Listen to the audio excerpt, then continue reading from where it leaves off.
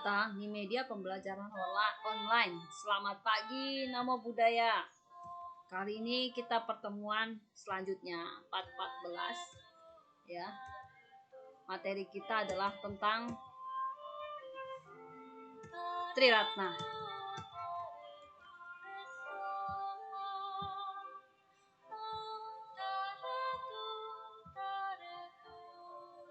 Yuk, tangannya Anjali, kita baca Namaskara Gata. Ikutin kita bareng-bareng. Arahang sama sang Buddho Bhagawa Buddhang Bhagawantang Abiwademi Swakato Bhagawata Dhammo Dhammang Namasami Supatipano Bhagavato Sawaka Sangho Sanghang Namami.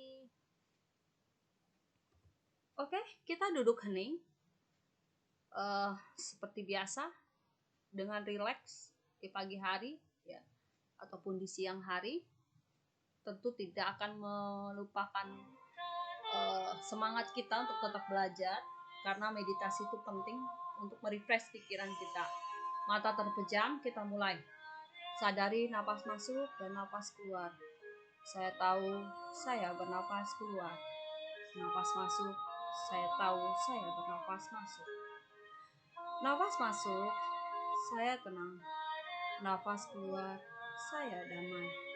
Tenang, damai. Napas masuk, saya tahu saya bernapas masuk. Napas keluar, saya tahu saya bernapas keluar. Saya tenang, rileks. Duduk hening, selesai. Tangannya Anjali, yuk.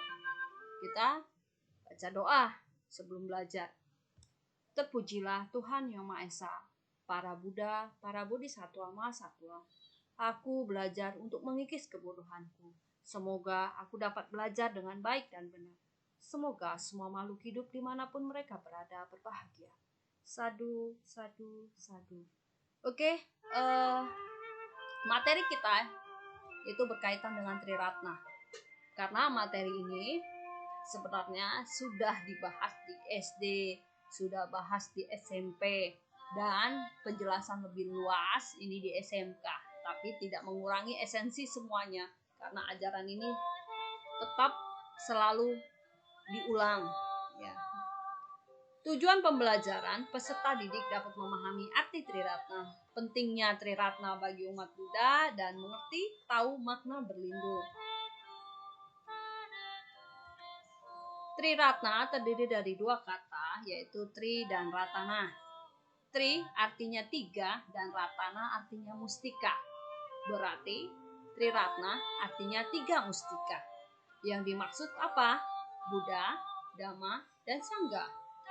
Tiga mustika ini penting bagi umat Buddha, karena dengan adanya tiga mustika, seorang dapat melepaskan diri dan bebas dari penderitaan. Pembebasan dapat dicapai bukan karena seorang berlindung kepada Triratna atau cukup mengungkapkan kalimat berlindung. Pengungkapan Trisarana hanya merupakan langkah awal dalam menyatakan tekad. Selanjutnya, hendak berusaha mengerti makna dharma itu, kemudian ia harus berusaha melaksanakan dalam kehidupan sehari-hari. Jadi, kamu berlindung kepada Buddha, Dhamma, Sangha, bukan berlindung di bawah belakangnya ya, tetapi kita harus berpraktekkan dalam kehidupan sehari-hari. Apa sih Ratana atau Ratna? Adalah permata, mustika yang tiada ternilai harganya, atau bisa disebut dengan Soko Guru, karena Triratna adalah manifestasi dari Tuhan Yang Maha Esa. Karena agama Buddha tidak pernah selalu menyinggung kata Tuhan, bukan agama Buddha ateis, tetapi semua tergantung pada diri Anda sendiri. Yang sukar didapatkan ya, inilah disebut Triratna. Tiga permata Ratana tersebut masing-masing adalah Buddha Ratana, Dhammaratana, Sanggaratana. Apa sih Buddha Ratana atau mustika Buddha? Yaitu Buddha adalah guru suci, junjungan kita yang telah memberikan pelajaran kepada umat Buddha dan para dewa untuk mencapai kebebasan makhluk atau nibbana. Jadi ketika kamu berlindung di hadapan Buddha, bukan menyembah apa berlindung di belakang patung Buddha, tapi esensinya adalah beliau adalah guru Buddha yang memberikan pelajaran yang berharga buat kita, membebaskan kita dari penderitaan. Kemudian Dhammaratana atau yang disebut dengan mustika Dhamma. Apa sih Dhamma? Dhamma adalah pelajaran guru suci yang dari junjungan kita Buddha Gautama yang menunjukkan umat manusia dan para dewa berjalan yang benar, terbebas dari kejahatan dan membimbing mereka mencapai nibbana. Kemudian Sanggaratana atau mustika Sangha. Sangha adalah persaudaraan para biku suci yang mencapai tingkat kesucian, Sotapanya, Sakadagami, Anagami, dan Arahat. Untuk tingkat kesucian nanti kita bahas di kelas berikutnya ya. Sebagai pengawal dan pelindung Dhamma dan mengajar Dhamma kepada orang lain, ikut melaksanakan mencapai nibbana. Jadi apa sih nibbana lagi? Apa sih itu nibbana? Nibbana adalah terrealisasinya kebahagiaan sejati atau terbebas dari loba, dosa, moha. Kok bisa terbebas dari loba, dosa, moha adalah nibbana? Karena ketika orang sudah tidak ada kekotoran batin, itulah yang disebut nibbana. Tapi kita manusia selalu diliputi sikap-sikap yang negatif yang kita punya, dikatain tersinggung, kemudian egois, kemudian cepat marah dan sebagainya, mengharap orang lain celaka. Selama sikap negatif yang kita punya, kita tidak akan terbebas dari penderitaan atau terus lahir lagi dan kembali lahir di kehidupan selanjutnya. Sifat-sifat Buddha. Sifat istimewa yang dimiliki oleh Buddha ada 9 dalam Parita Buddha Nusati yang kita sebutkan, yaitu Maha Suci, karena beliau tidak lagi memiliki keserakahan, kebencian, dan kebodohan, loba, dosa, dan moha. Kemudian tercerah sempurna, Buddha mencapai perangai sempurna dengan usahanya sendiri tanpa bantuan orang lain. Kemudian yang ketiga adalah sempurna pengetahuan. Buddha telah menemukan pengetahuan karena adanya penderitaan, sumber, akhir, dan cara mengakhiri penderitaan. Ini nanti kita bahas di kelas juga selanjutnya lebih detail ya. Kemudian penuntun jalan atau Sugato menuntun akhir penderitaan, yaitu jalan mulia berunsur 8. Pengenal segenap alam, mengetahui alam semesta dan seluruh alam kehidupan, yaitu termasuk 31 alam kehidupan. Pembimbing manusia yang tiada taranya karena mengetahui sifat dan kesiapan orang yang mampu mencerap ajarannya. Karena guru Buddha itu luar biasa ya, atau disebut dengan Maha Tahu, Sabanu, Maha Tahu. Karena apa?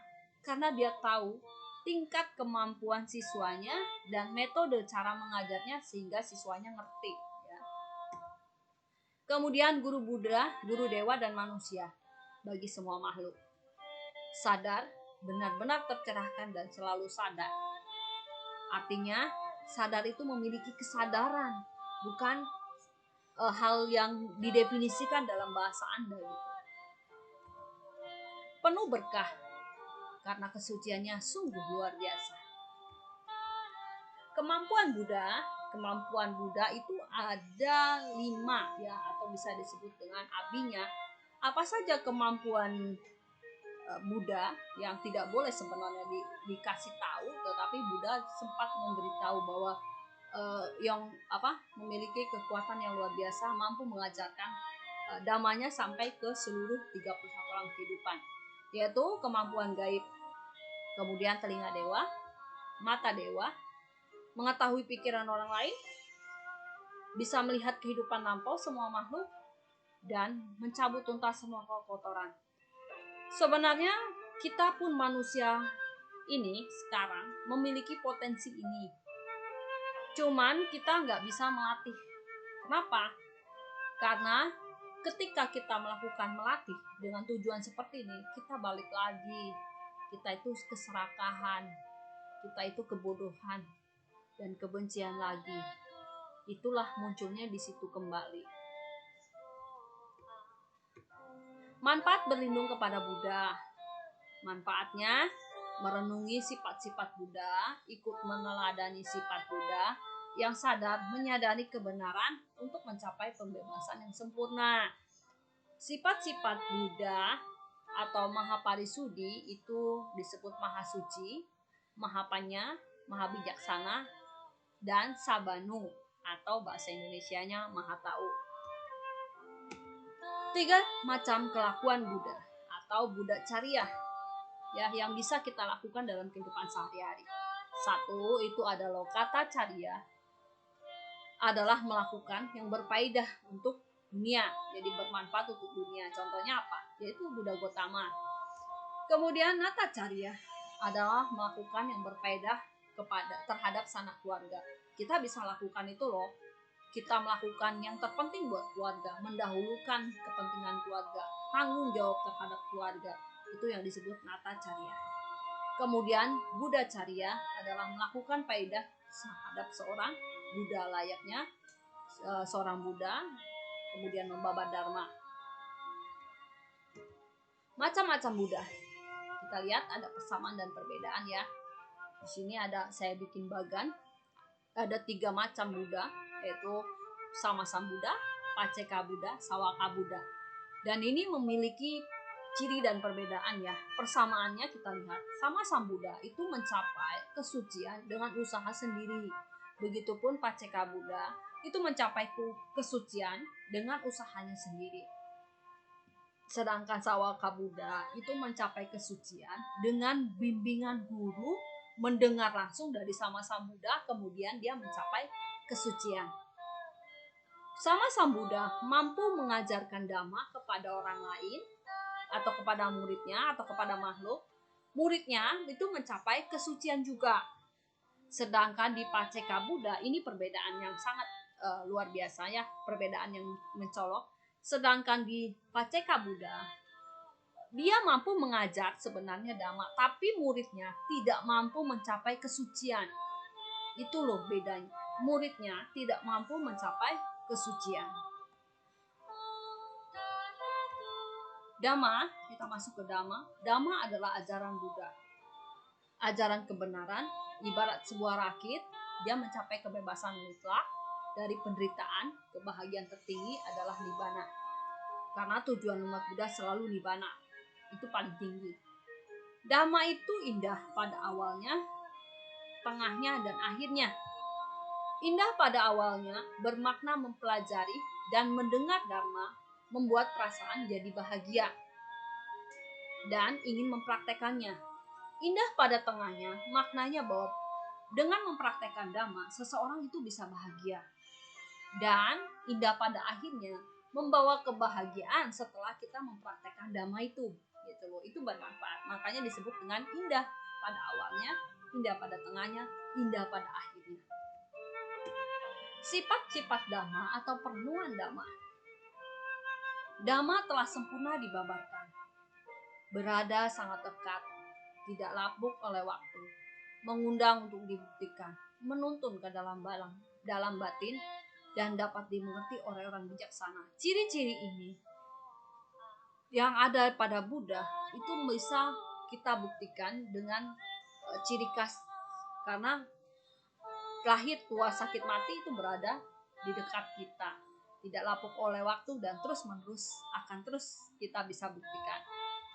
Aspek belajar Dhamma, yaitu Dhamma yang disampaikan oleh Buddha memiliki 3 aspek, yaitu variati, ajaran Buddha yang tercantum dalam kitab, kita baca teori ya, berupa teori. Kemudian pati-pati, itu berupa praktek, dan pati Dhamma adalah hasil dari kita belajar Dhamma atau mempraktekkan Dhamma itu sendiri.